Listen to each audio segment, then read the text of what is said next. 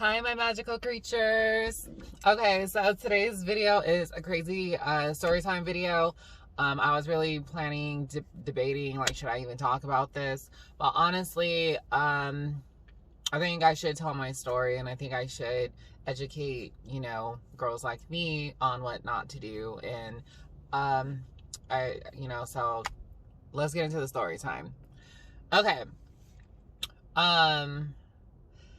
So it all started, I was working at this restaurant. It was like a Hooters type restaurant. It's called Twin Peaks. Yeah, I used to work there, and yeah, no one knew my tea. So it was fun, in the beginning, but then later on, a lot of things went down.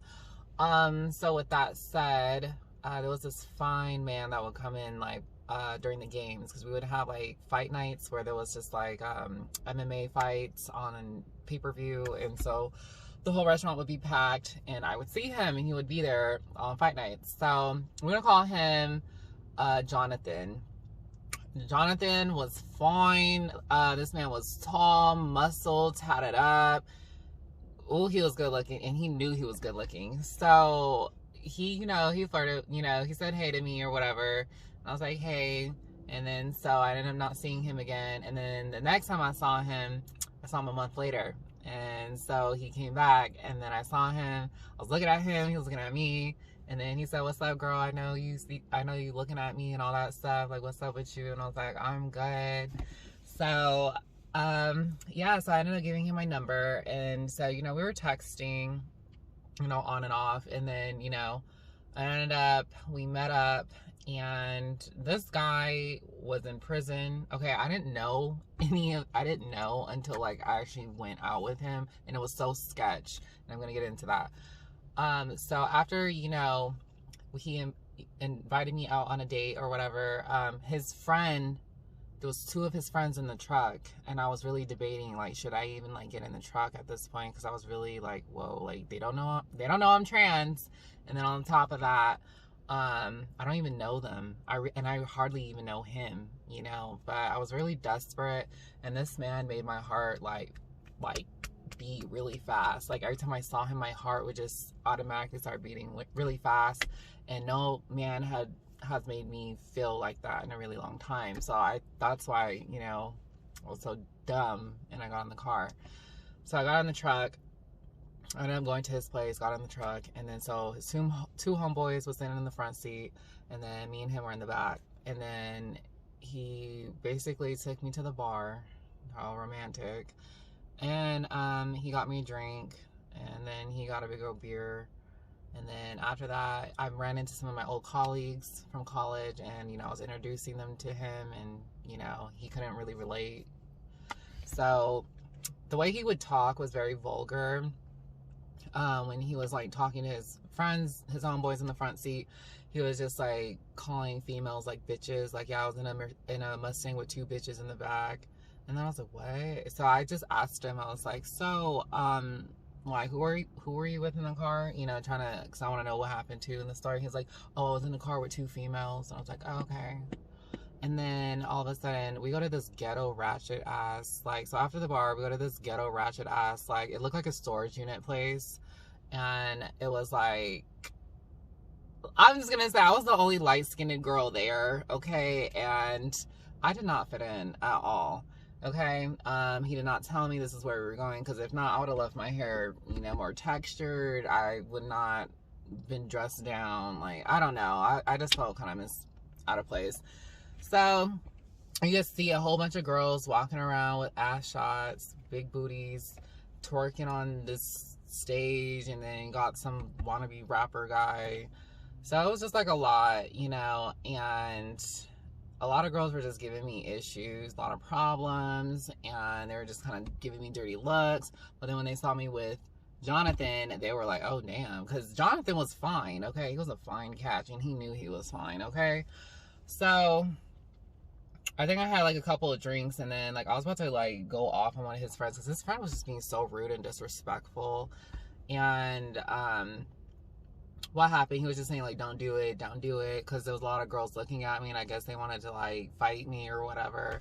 It was a lot. I was like, this is a really not good situation where I'm at. And then Jonathan was telling me that, like, yeah, these girls are hating on you and all this stuff, and I was like, I figured.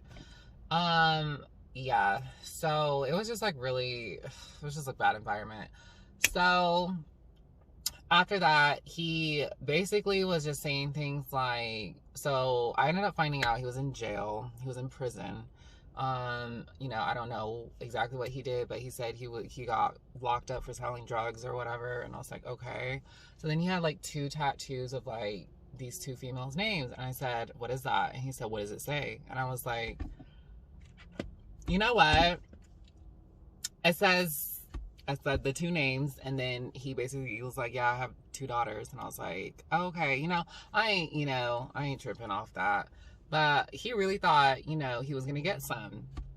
So he basically was just saying things like, oh, you're going to ride me and like all this stuff. And I'm like, I just giggled like hee, but in my mind, I'm like, ew, I just met you. Like, no.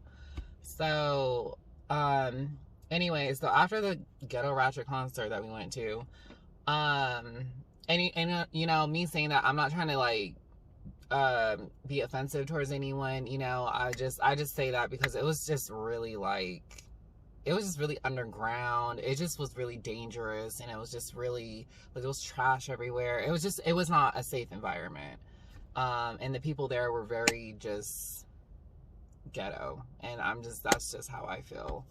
So I hope I don't offend anyone saying that, but it was just really, it was not safe. There was no security. It was a really dangerous place to be at.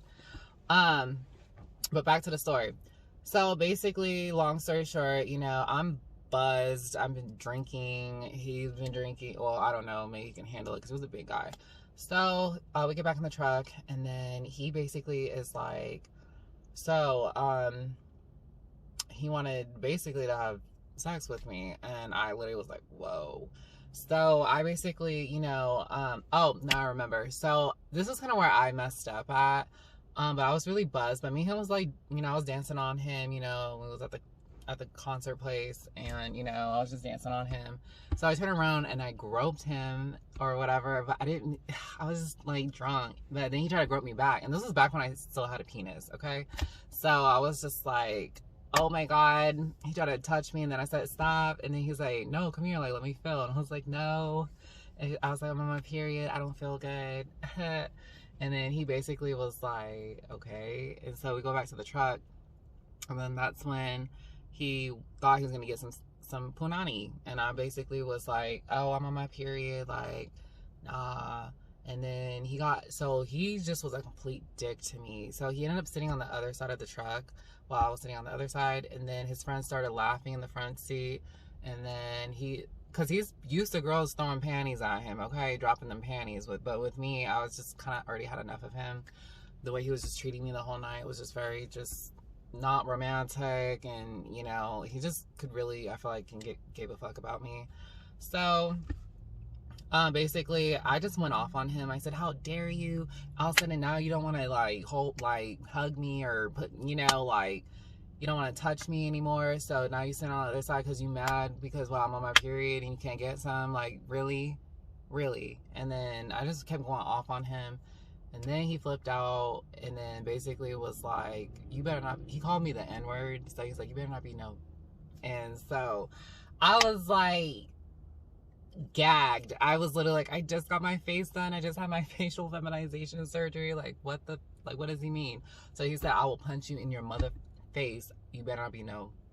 And so I basically was like, what? Like, what are you talking about? Like, you really think I'm a man? I was like, how fucking dare you? I was like, you old stupid motherfucker. So I was just going off.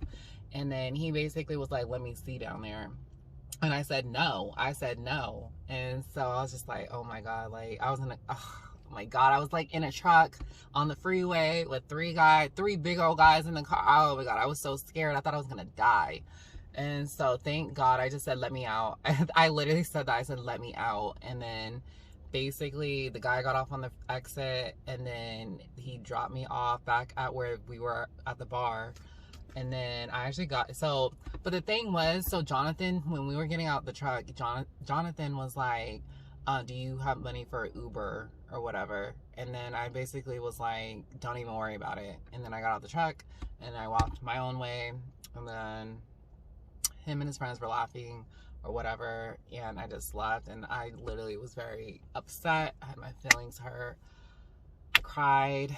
I had a bunch of men trying to holler at me when I was walking by myself in Sacramento, like in the city. Like I was scared. But thank God my homegirl came and picked me up and everything was good and I was safe. But the moral of the story was that my family basically was telling me, like, honestly, I think him and his friends were gonna like rape you, but I think once he kind of figured out that you did not have a vagina, I think that's when, like, you know, I think that's when he was like, oh, fuck that, like, I'm not gonna mess with that. But my personal opinion on the thing is, like, I don't even think he even knew I was trans. He basically was like, I think he was just mad because he couldn't get some. I think he just wanted to, like, just get something out of me. I don't know.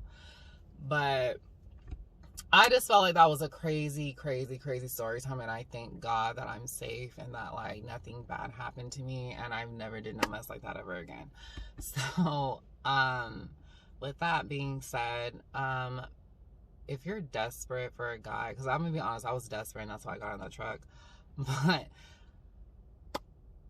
your safety is number one. And do not ever, I don't care if that guy's the hottest man on the planet. I don't care if you get bad vibes about, you know, something that's just not right.